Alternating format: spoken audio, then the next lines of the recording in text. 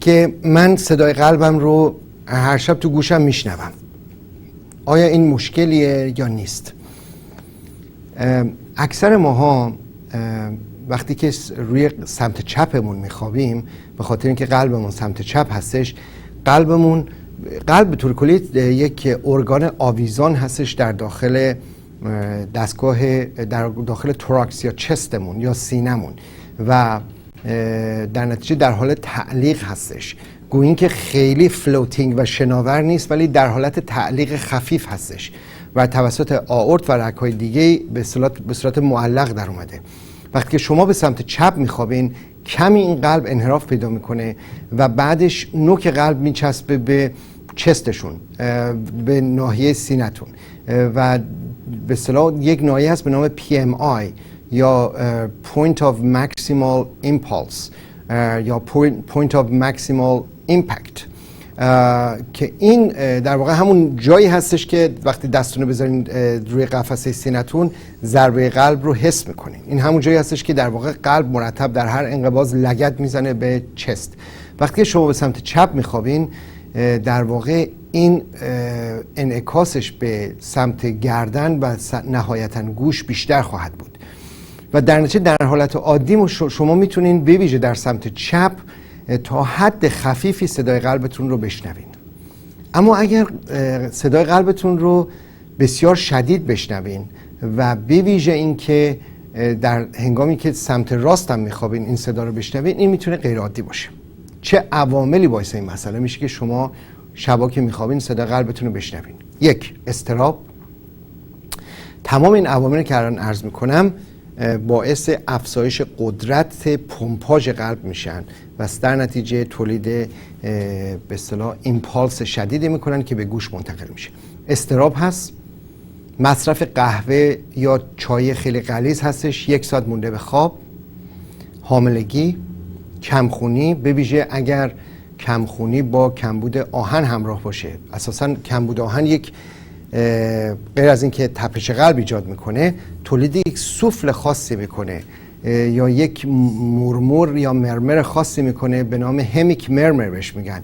یه همچین صدایی میده. کسانی که کمبود شدید قلب آهن دارن، وقتی که صدای قلبشون رو شما بشنوین یه همچین صدایی میاد.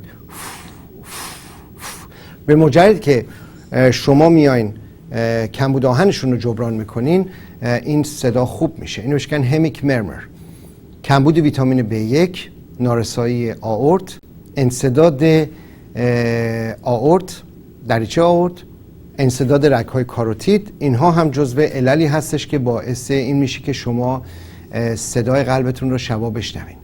یکی از چیزای خیلی شایع که مکانیزمش کاملا با این فرق میکنه و متاسفانه ماها خیلی اصلا بهش توجه نمی کنیم به عنوان عاملی که میتونه باعث بشه که شما صدای قلبتون رو شبا بشنوین، وکس داخل گوش هستش.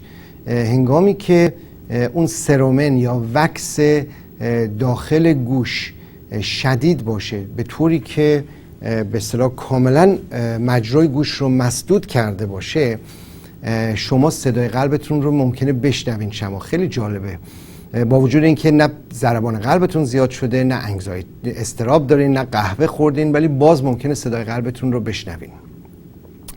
وارد مکانیزم فیزیکیش نمیشم، خیلی جالبه، ولی فقط یک توضیح عرض میکنم که در حالت عادی ایمپالس هایی که از قلب خارج میشه در اثر ضربان قلب از آئورت وارد شریان های کاروتید میشه یا شاهرگ ها و از اونجا وارد مغز میشه.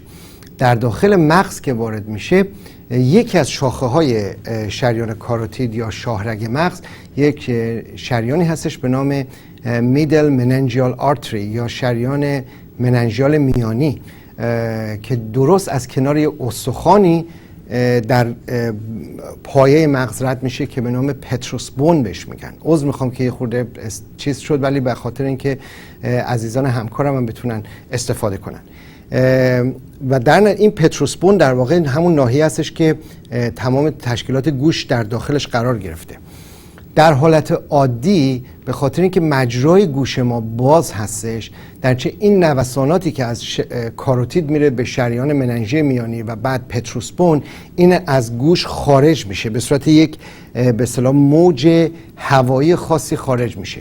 منتها اگر این دریچه بسته بشه، در نتیجه به جای اینکه بیاد بیرون، برعکس میره به طرف داخل و میره به طرف اون ناحیه حلزونی گوش و اونجا رو تحریک میکنه. برای همین هستش که وقتی که وکس گوش کاملا شدید هستش و بسته کاملا مجرا رو، شما صدای قلبتون رو میشنوین.